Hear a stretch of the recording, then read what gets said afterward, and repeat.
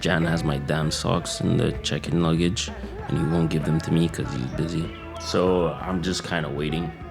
I'm still jet lagged. Definitely feel that. It's let me check what time it is. It's currently 8:46.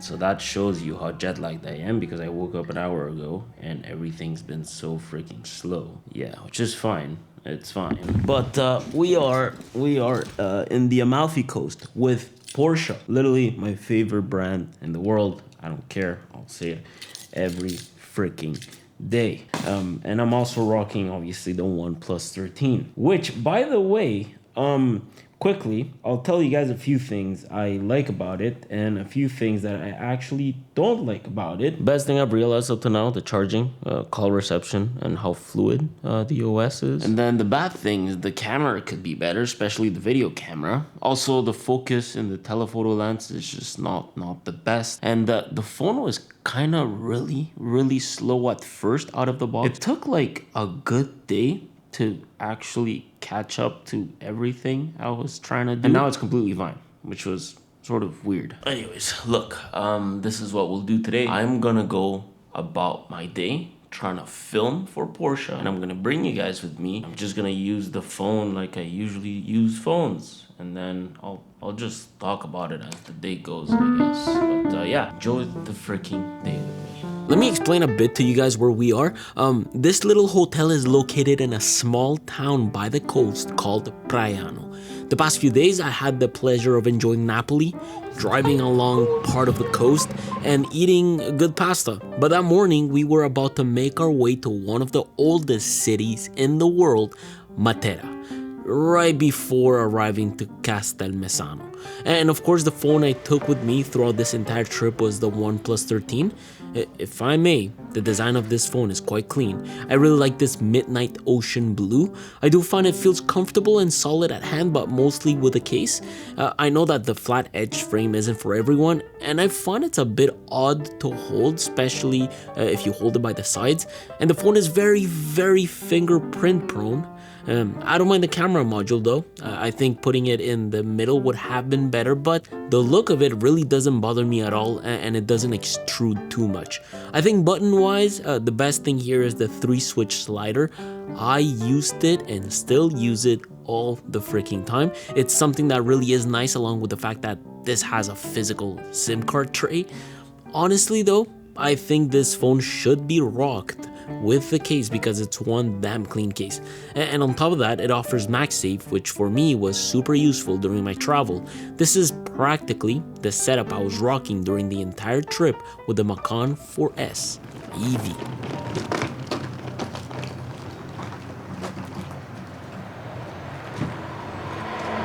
So this is my car for the week. Kind of crazy to say that, especially because we're in Italy, which is insane. Driving this on the Amalfi Coast has been unbelievable. You know, I'd even say, think of this video as the behind the scenes of our Porsche shoot. I think that makes sense. And then the OnePlus just complements it. Anyways, I figured that you guys maybe want me to show you the inside of the car. So this here's the Macan 4S. It's fully loaded.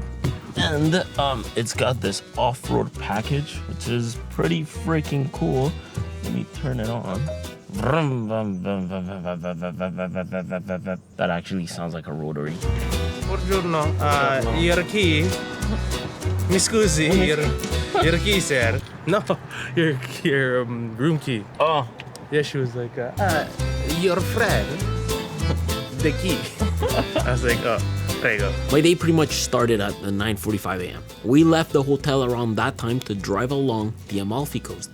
The drive here, guys, is absolutely unbelievable. I was told it was going to be hard driving, but honestly, it is the funnest and one of the most challenging drives you can have. Although I will admit, having all the tech in this car made it so much easier, and along the way I was just baffled at the crazy and beautiful views we were getting. I took my phone out every moment I could find to film as much as possible. This was just one of those things that you wanted to capture to keep forever. And this is how smooth the transition within the cameras are, by the way. And then the drive, well, it got a lot more interesting, let's put it that way.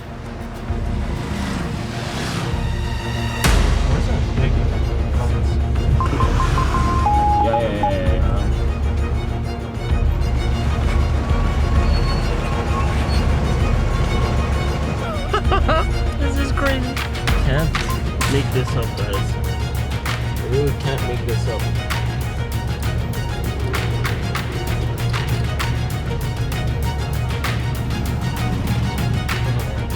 Tutto bene, tutto bene.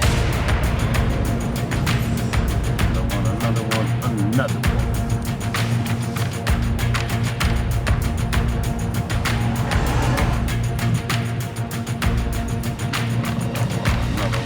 Every single turn we took, there was a bus somewhere.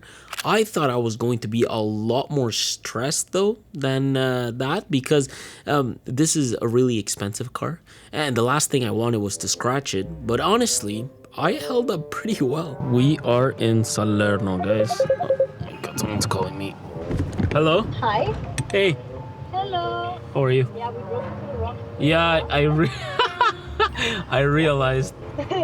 Yeah, we thought I said like, no, it's for sure it's not a one street. It's just like one-way street. It's just narrow. I think more than anything, I spent the entire drive using Android Auto a lot, especially as part of my navigation system and for music. Definitely a lot of music during the drive.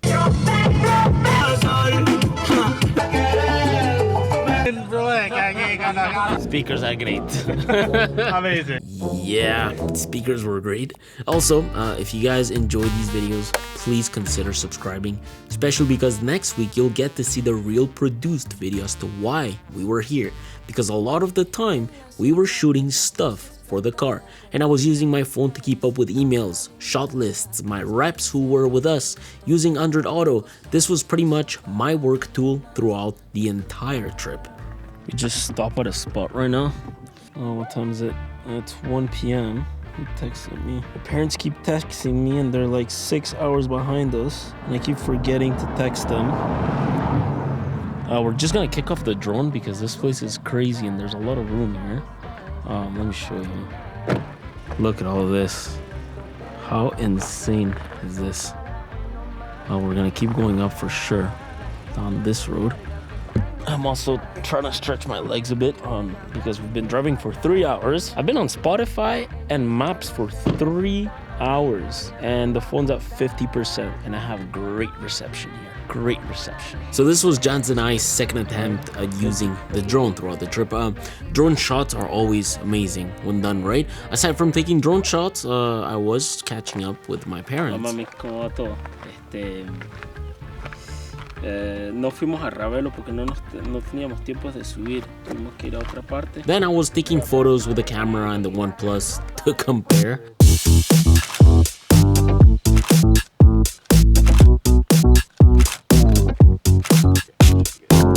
Definitely not the best lighting for pictures because it was too damn harsh, but yeah, this is what you can expect without editing any of them, I guess. And then we got back to the car as the drone followed us. We wanted to try and get the best drone shots we could before we arrived to Castelmezzano.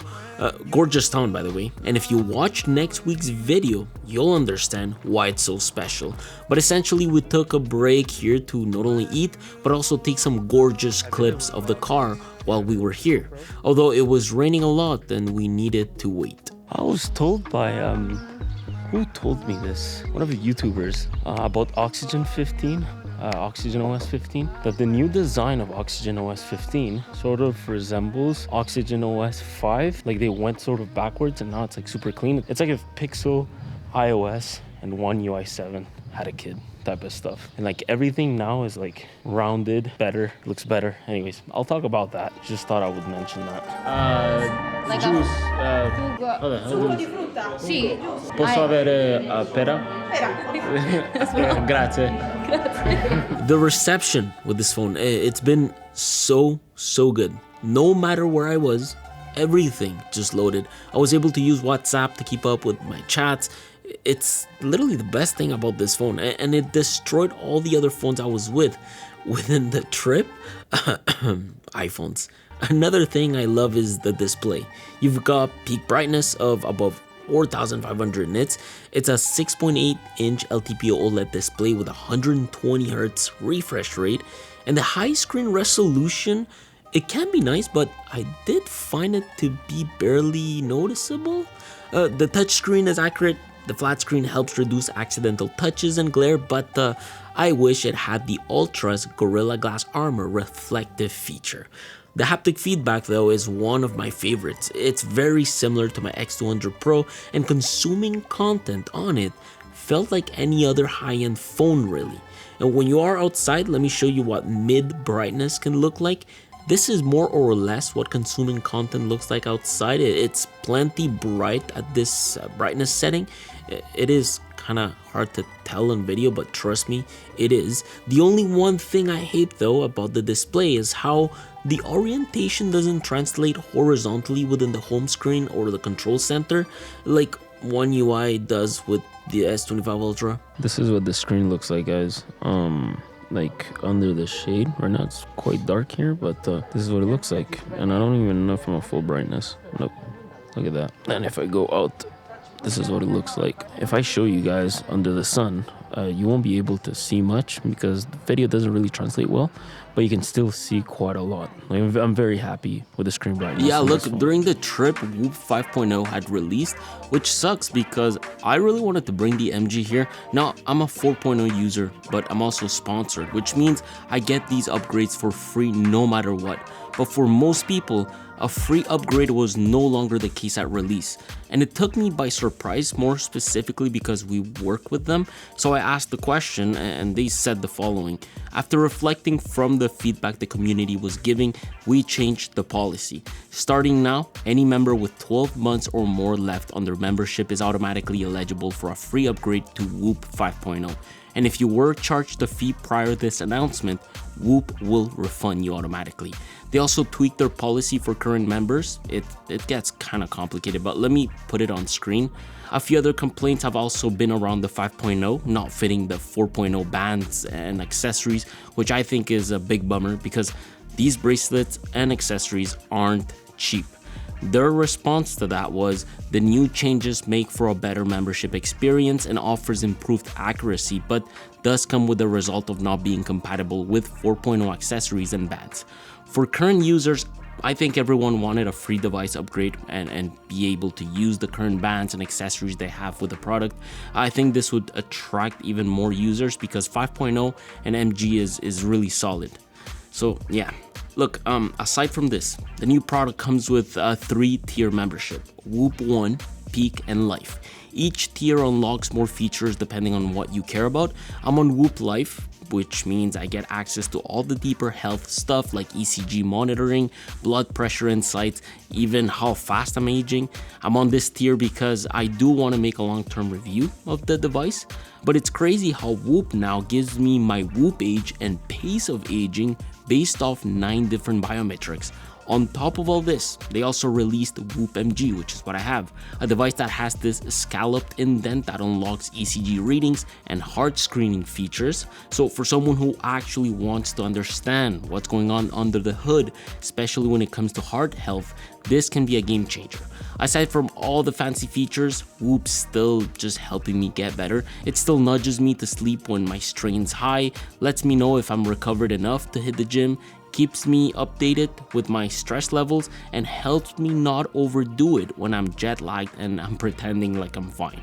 If you're serious, Whoop's no longer one size fits all. You can pick a membership that actually fits what you care about, whether that's general fitness or long-term health. Look, I actually love this thing. If you actually use it and they stick to their word, it's worth the money. More now than ever, since they are delivering ways to help you invest into your lifestyle properly. If you're interested, I'll leave some links down below. By the way, guys, the scratches you see on the screen, it's just because I left the paper film on. Let me just show you. Ta-da, brand new. I should have probably done this review without it, but yeah. It's currently 2:46. I'm kind of cold, to be honest. We're in the mountains and the sun's gone, but we do want to fly the drone here because it's kind of really nice. I hope it doesn't rain again, because if it rains and the drone's out, I don't know. I'm kind of scared. We did a lot of production work when it stopped raining, and I used the phone along my G14 to hotspot my laptop. A lot of these shots are accomplished because I organized them in Notion, so a lot of the time while I'm filming, I'm simply on my phone, just making sure that every shot matches my production list, and also looking at my notes to make sure I don't forget anything. This is literally what production looks like for us. And then sometimes you try to do sketchy stuff, which you shouldn't be doing, especially abroad. I just really want a shot of the car. Oh, this is it. This is gonna be it. Yeah, come, bring the car. Yeah, look at this, guys. This is it. Like, go down. Go, go, go. Yeah, stop, stop, stop. At this point in time, my phone was actually dying. Gotta charge my phone. My phone's dying, guys. 10%. So I ended up using this Anker battery pack from my EDC video to charge it. So from 6:03 p.m. where we drove to a charging station to try to charge this car, it not only took about 50 minutes to get there, but within the time frame, it charged the phone till about 94%. This thing charges so freaking fast, it's the second best thing about it. So we came to a 300 kilowatt charger, and well, the charger doesn't work. Well, that's great. I still have a lot of range though to get to Matera, so I'm not really worried, but I really wanted to use that 300 kilowatt charger. They're kind of cool. That evening we drove all the way to Matera. We did a few minor little stops, but I have to say, the city at night looks beautiful. I just find it's a shame that I feel like a phone like this in low light wasn't able to really capture how gorgeous it was. But at least we were here because the next day we were going to shoot some bangers. Also, we were staying in a cave. This was probably the most insane hotel we've ever stayed at.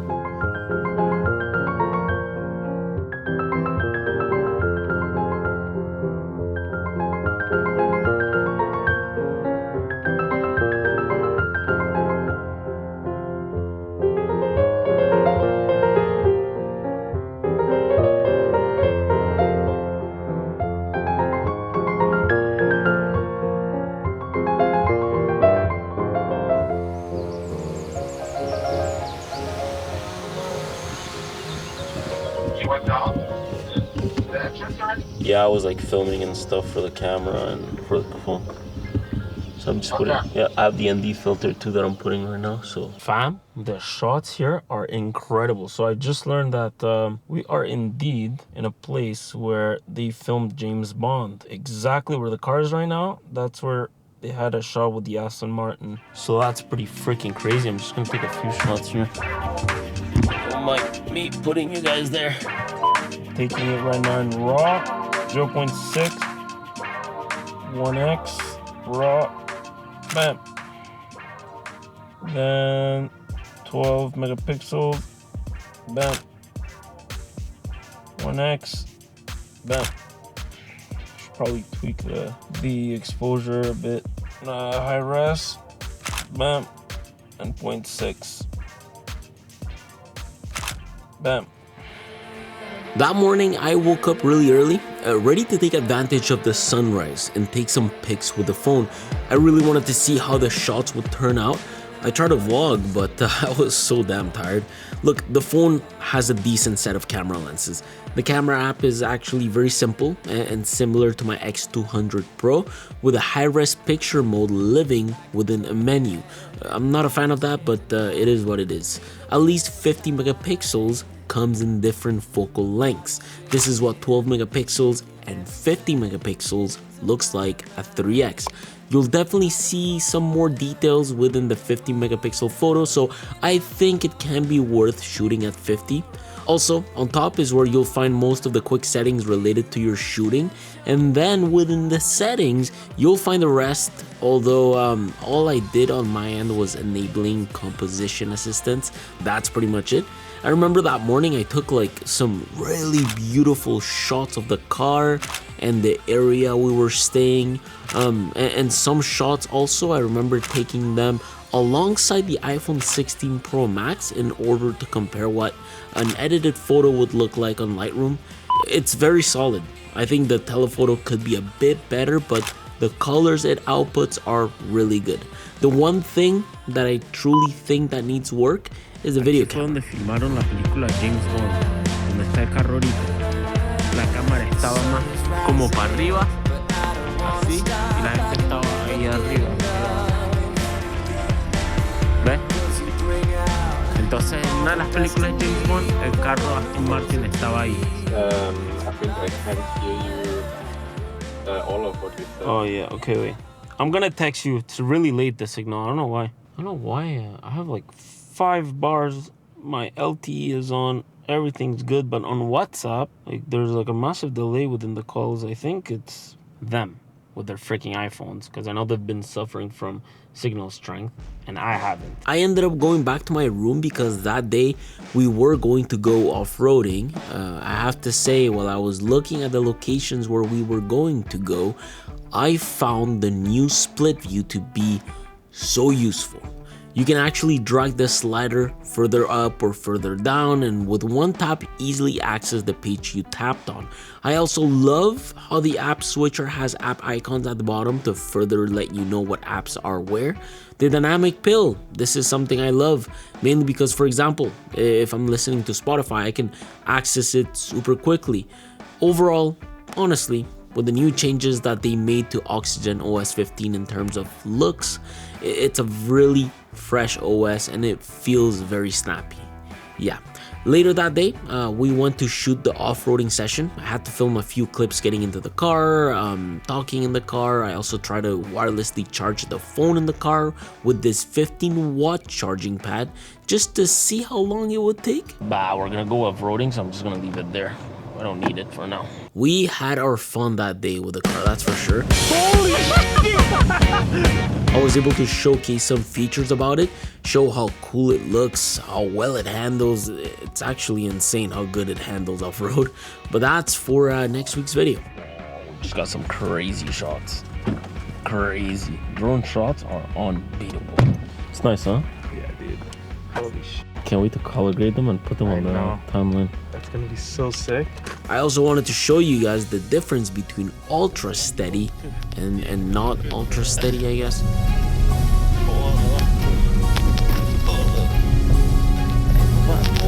I forgot to mention, but when it was 1:50 p.m., the phone had gone from 30 to 50% in about 15 minutes, charging wirelessly using this pad, of course. Also, there's like this whole wireless charging tutorial / guide you can use to help you more accurately charge your phone wirelessly. And then I took some time to drive the car around to get the shot that we wanted to get. I just need to put the cameras on so I can see where I'm going. But does it look like we can go? Yeah. Let's try. Let's try this. I hear here. I'll put the front cameras. Oh, Yeah. I'm wrong.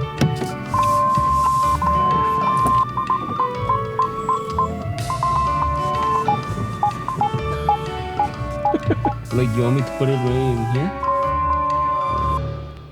Maybe you can fly the drone. Okay. All this to get that one shot in the woods.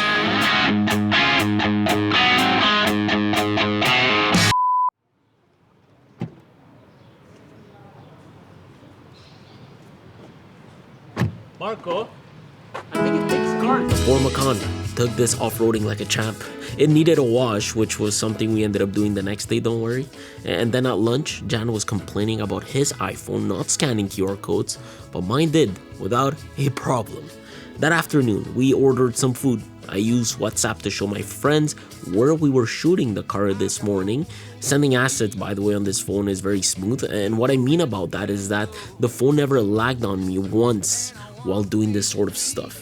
I was also easily able to use RCS to send videos and not just WhatsApp. I also downloaded assets from RCS super quickly, and editing on Lightroom that day was surprisingly just as good as editing on my S25 Ultra. I was expecting some lag like I had on my X200 Pro, but I guess it's because this isn't the Chinese ROM living on this phone. But there is this one bug that drove me crazy the entire trip, and while charging the car, I had to get it off my chest. One thing that drives me absolutely off the walls is that my phone plays every time it gets disconnected to Android Auto. So every time it gets disconnected from Android Auto, it just plays the music that it was playing in the car. It's so freaking annoying. But check this out. It's connected to the car right now. As soon as I close it, the car's gonna turn off. And it's just playing music. It's so annoying. I don't know why it keeps doing that. By 6:45 p.m., the phone was at 7%. So from 1:50 p.m. till about now, it consumed 43% in battery life, which I thought wasn't the most ideal thing, but I did realize Android Auto eats a lot of battery, and the majority of the time, that's what this 5500 milliamp hour battery was powering. However, I do think it could be better.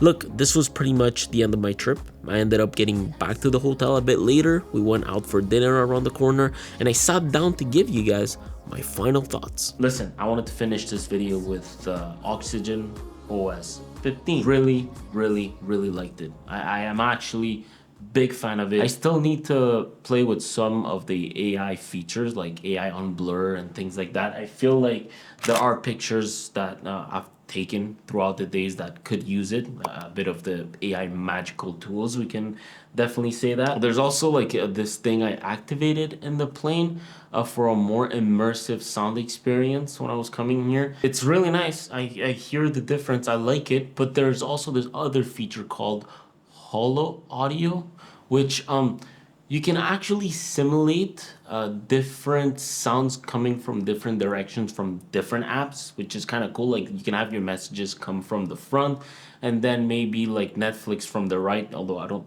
know why you would do that, and then Spotify from the left or whatever, which is pretty cool. I really like that. The one thing I do find odd is that enabling the different audio sources has to be enabled. Like it doesn't come out of the box, so you gotta go in the settings and enable that to be able to control different audio sources. One thing that I do hate, that I couldn't seem to go around it, was the fact that I can't have specific apps within my lock screen when it comes to, like, you know, the bottom right and bottom left corner. Like I can have the wallet and things like that, but I can't have a specific app, which I put the wallet there, but I usually like having my August lock, and then on the lock button I usually like a double tap for my wallet, but I can't seem to assign any of them. And another odd thing is that you can't delete a folder as a whole. You have to delete app by app if you really want to do that. Look, for the little amount of time I've had it, it's been very impressive. It's been great. It's only gotten hot once, which I believe it was yesterday. I really wanted to defend the fact that this OnePlus 13 doesn't heat up, but it does. The thermals it's getting hot now. Usually, like with the phones that I've reviewed up to now, like it just gets hot at setup and that's about it. Now this phone is starting to get hot. It's only gotten hot once, which I guess it's good. Look, I'm so tired. I am going to be cutting this right now. You guys got a day in the life in 2 days, because honestly it was kind of worth it to show you everything. It's so cool. I love filming and I love sharing these experiences with you guys. Tomorrow I'm going back to Napoli and then flying back to Montreal. Anyways, if you guys like our videos, please like and subscribe. I am that tired, and I will see you guys next Sunday. I don't know when this is coming out again. Anyways, take care.